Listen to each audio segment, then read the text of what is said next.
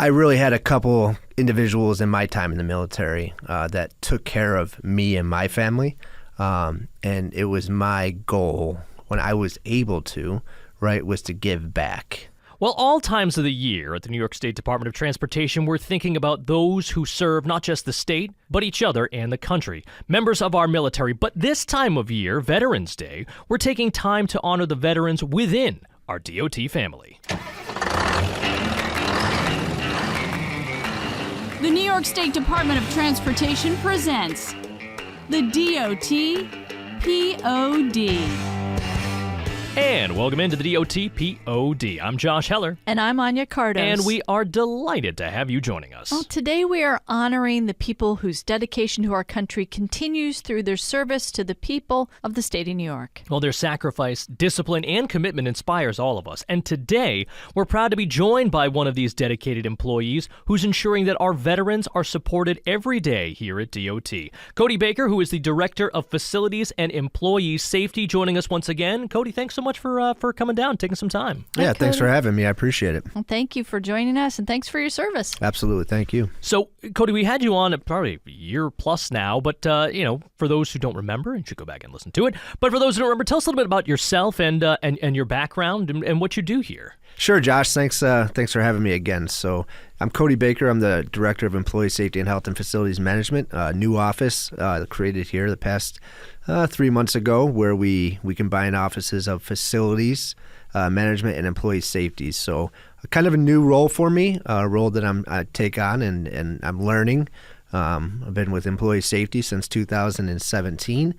So the facility side is kind of fun, but we work together. There's a lot of things that the two offices can work together and collaborate on, which is nice. So we're able to kind of build on that and build out the office. So we're better serving all employees in the state of New York here at the DOT. Why don't you share a bit about your military service as well? Which branch of the military were you in, and what did you do? Sure. I was in the United States Air Force. I joined right after high school. So I was 18 years old when I went into basic training. And I went into basic with no idea what I wanted to do, which is kind of scary to do, and I would never suggest that to anybody to go into the military that way. But I got lucky, and I was actually an air crew egress systems craftsman, so I worked on the ejection systems. So my job was to maintain the ejection seats and all the explosives that went along with fighters and bombers throughout the United States Air Force. So I did that for about 9 years when I was active duty. Worked on multiple different airframes, F-15s, F-16s, A-10s, B-1s, the U-2, the reconnaissance jet. So that was pretty cool. I love the A-10. I'm just going to say, we talked about the A-10 recently on the Republic. I love the Warthog. Yeah, that's an awesome jet. I worked on that in Korea. So that was a pretty cool aircraft to work on. Yeah, and both of our dads were in the Air Force as well. Were. Me and Josh, both of our fathers. So that's kind of cool.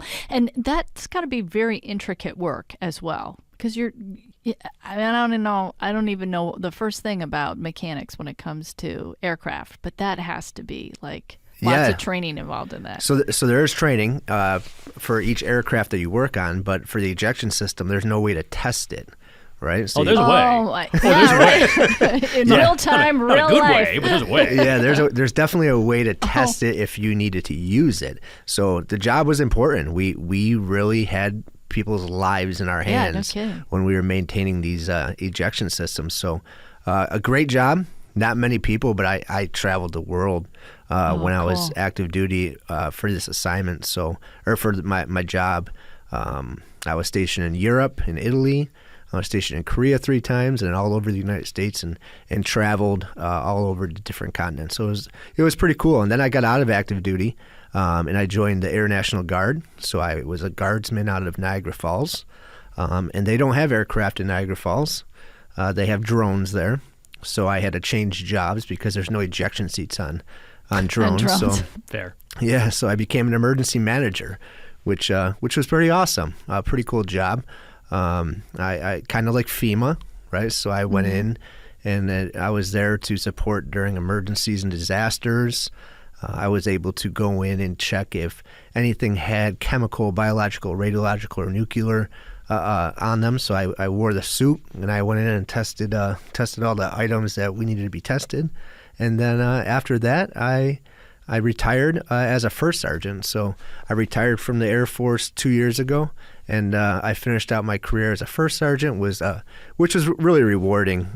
As a first sergeant, I was there to make sure that the enlisted folks had all the information that they needed, and was the liaison between the enlisted and officer side of the house. So I was the liaison for our folks in our squadron and our commander. So really taking care of the people. That's what the first sergeant job is. So it was pretty rewarding retiring that. We'll get into kind of how that, has influenced what you've been doing as far as veteran services here. I'm interested though in your work, especially with the National Guard, how that has kind of helped you in your position in health and safety, here at DOT, because I mean it really working kind of in similar vein, making sure that that your charges are safe. Yeah, so this is really my time in the National Guard helped me to get where I am today with health and safety, the emergency management side of the house, and this health and safety side, dealing with emergency situations. You got to make sure that all your folks are safe wherever they're working, and we dealt even on the ejection systems. I was a weapons systems officer, so I know we don't deal with weapons or explosives here at the Department of Transportation, but safety, right? We want to make sure that everybody that comes to work goes home at the end of the day the same way they came in. So, and I have to imagine there is some similarity as far as working with such a large agency like DOT is. Working in the military, there's structures, there's who you're reporting to, there's chains of command. That's not all that different than what goes on here with such a large agency that is kind of regimented in that way as well. Yeah, that's why I think the skill set from military folks. A lot of those skill sets come over, and that's why a lot of military veterans succeed in the job force, because they have those skills, they have those attributes that are beneficial to the workplace and to employers. So. Yeah, because we've got around 500 veterans who work within the department, and you're among them. Our chief engineer, Stephanie Winkelhake, she is also a veteran as well. So we do have a sizable number of veterans here. Talk about some of those skills, that the personality traits, the traits that you bring from that past job, and some of the actual skills that make our veterans such valuable members of our department. Sure, it's the military is diverse, right? I mean, we got people from all over the world that are in the military, and you have to work together as one cohesive unit, right? And that's kind of what we do here at the DOT. So, like Josh said, you got to have that discipline, right? That starts day one in basic training. You have those discipline skills. So that's a huge skill set here at the department. You got to have the adaptability, right? Yeah. We have to be able to change pivot in a second. Yeah, be able to adapt, right? Overcome and adapt. So here at the DOT, you never know what emergency situation is going to happen on a daily basis. Your job changes. Everyone's job changes, so you got to be able to adapt. So leadership skills, it's huge. To be a leader and lead troops or your fellow employees, wherever you may be, the military really teaches you those leadership skills. You also got to have that strong work ethic, right? There's not much time to just relax in the military, so you're really taught how to keep chugging along and working. So that strong work ethic goes right along with our DOT forces here. And one of the things I have to imagine also is those in the military are serving a higher purpose. They're beyond themselves. Yeah, keeping their families safe, their friends safe, their neighbors safe, their communities safe, their country safe, and really, in a smaller kind of microcosm of that, DOT is the same way. It's about keeping travelers safe, keeping their fellow citizens safe. There is, that feeling of service. It kind of goes with both. You hit the nail right on the head, Josh. It's you're right. The military has that huge. The service connection to where you are. You have a broader aspect of keeping folks safe in the United States, right, in the world. But in the DOT, we are civil servants ensuring that all New York State residents and visitors to our state are safe on the roadway.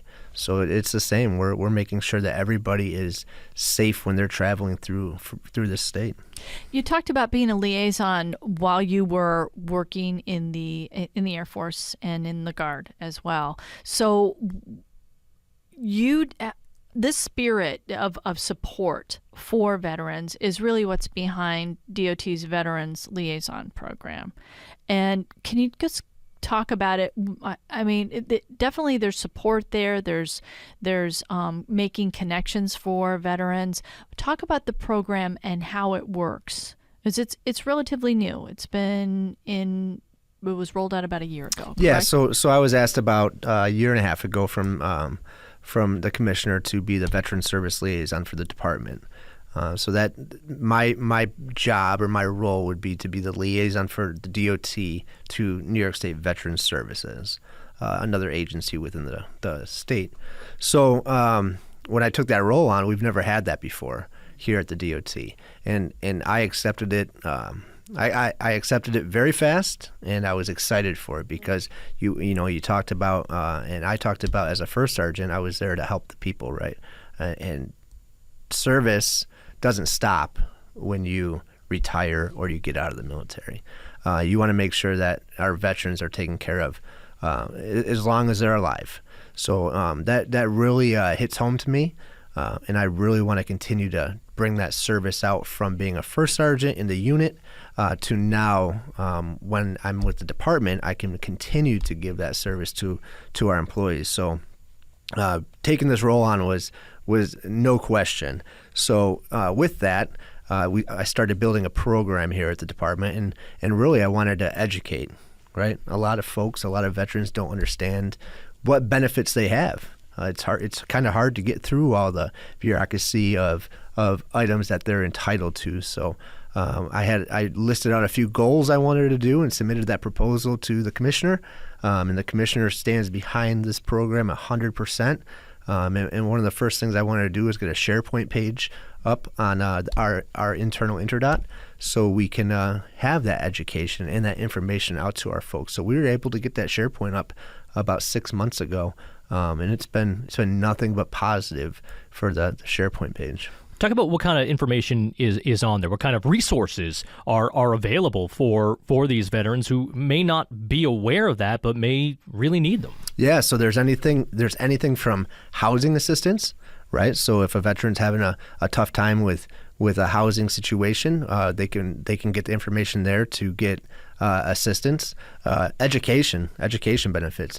Every veteran is eligible for some sort of education benefits. So there's links on there to get to the sites and people that they need to contact, so they can make sure that if they want to continue on with their education, they can do that. There's stuff on there for healthcare, dealing with the VA, because most veterans are qualified to get some sort of health care. And the VA is wonderful. It's come a long way, and it's great for our veterans folks. There's information on there for disability, right? A lot of folks don't understand how to go through that process to make sure that if they need to talk with a veteran services officer to make sure that they're getting their money that they need for their disability and they're being taken care of. There's information on there for that as well. And civil service has different programs for folks that are in certain traineeships, to where you get an allotment, a lump sum of money every month while you're in that traineeship for up to a 12-month period. That goes a long way with our folks when they're just starting out at the department, and that's a huge benefit. So I didn't know about that when I started in the Department of Transportation and as a highway maintenance worker. So that would have been great information to know.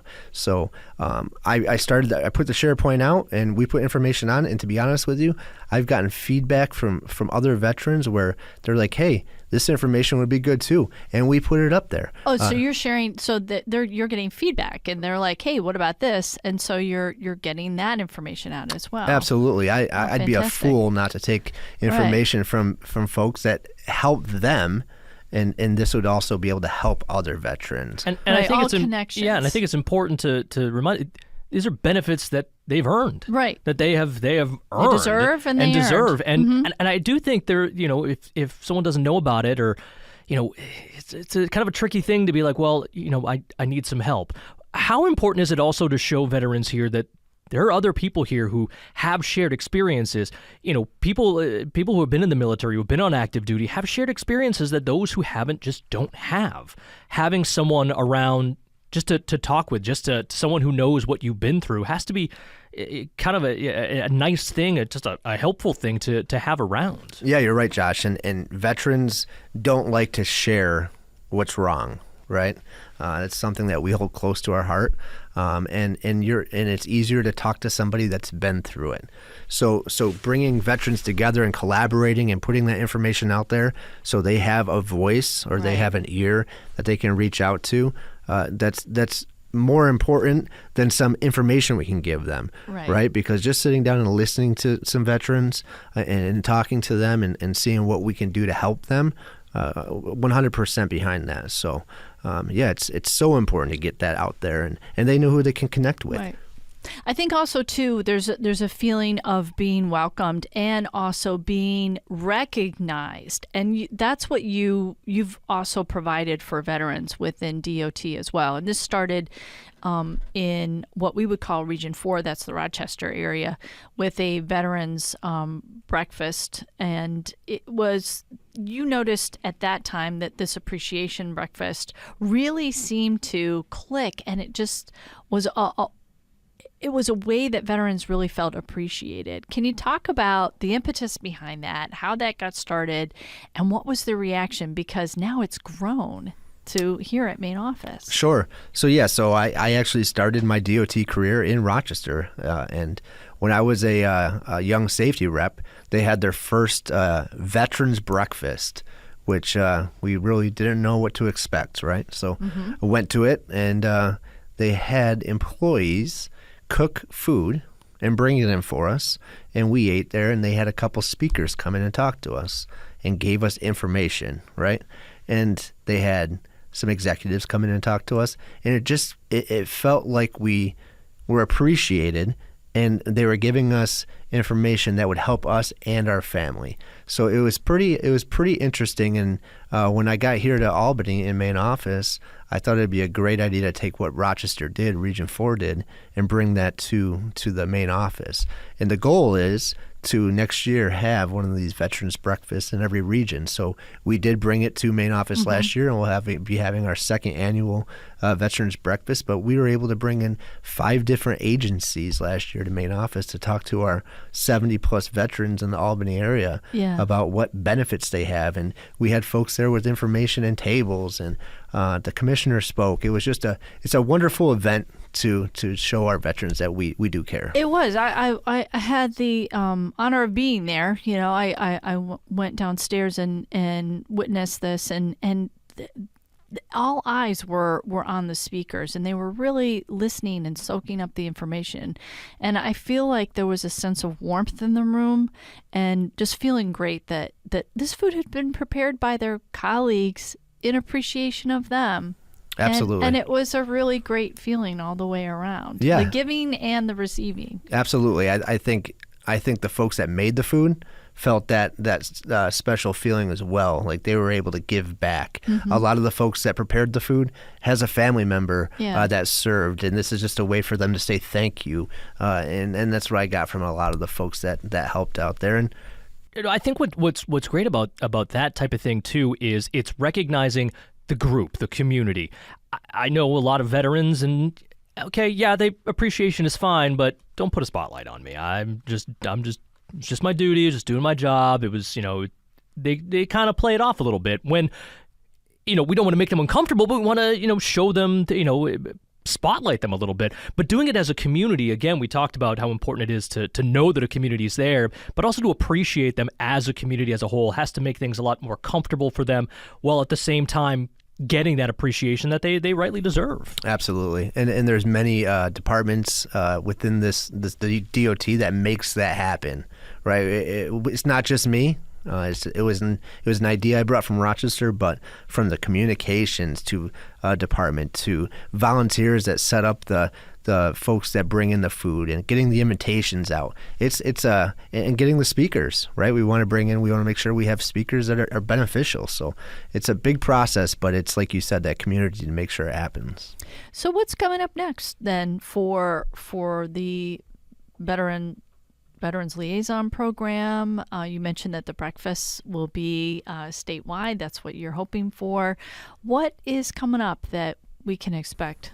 Sure. So something that's already started, this is probably within the past 3 months, we actually have brochures that we made that any new veteran that starts at the Department of Transportation will get a brochure with a lot of the information that's on the SharePoint, but their first day, they'll get that information. So they know first day of employment, they're like, oh, I have this information and they care about me, right? So we got that started.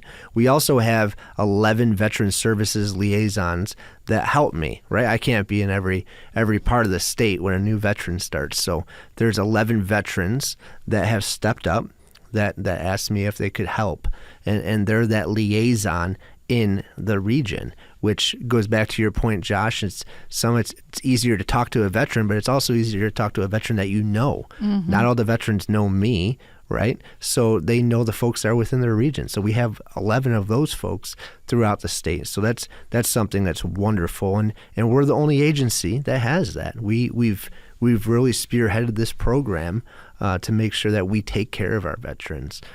So it's pretty wonderful to see. And what will be coming up in the future is we're going to try to have speaker series lunch events to where we'll have other agency representatives or outreach program representatives that will be available on a Teams call or a WebEx that will be giving information to veterans. So they're going to be able to sign up via the SharePoint page and just log on and get that information. So any way we can get information out to our folks and they're able to ask questions, we're looking to do that. So that's coming new here coming soon. Also, I'm going to be getting out and I'm going to be stopping around the regions, and I want to set up informal meetings with our folks, with the veterans in the region. So if they do have questions or concerns, they can raise them to me, and I can get the answers, and I can get them over to New York State Veterans Services if I need to, or just get it out to them. So anything we can do to make sure that they feel heard and they have the information they need. This obviously is more than just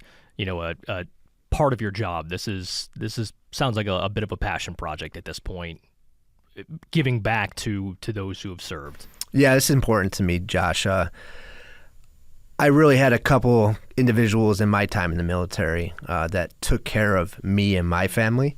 That was the goal of when I was able to give back, and that's really when the light bulb went off. Is I was able to give back to my unit at the time, but also veterans, right?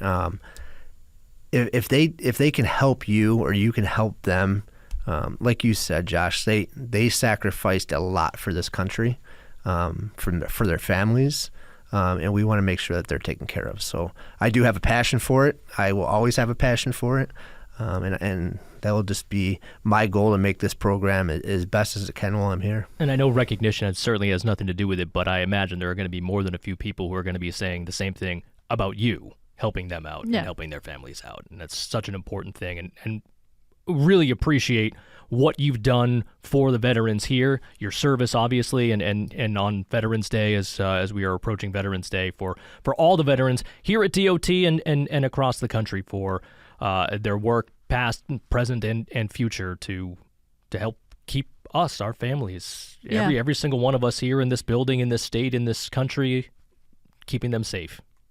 Thanks, Cody. Thank you. I appreciate it. Well, thanks so much for tuning in, each and every one of you, however you may be doing so. Podcast at dot.ny.gov is the easiest way to get in touch with us. That's podcast at dot.ny.gov. Anya, a good one, an important one, just to get that information out. And if there is, if there are any veterans listening in with DOT who are not aware of these services, you can find them, on the intradot on our internal website, right. Or just reach out to someone. Yeah, just reach out to someone. Yeah, and beyond just paying things forward, Cody is really invested in this. As you said, passion project. This is about real people getting real help and stuff that they deserve and they earned. No doubt about it. Yeah. No doubt about it. So thanks again to each and every one of you for tuning in. A special thanks to our veterans here on this Veterans Day. She's Anya. I'm Josh. We'll be back next time right here on the DOT POD.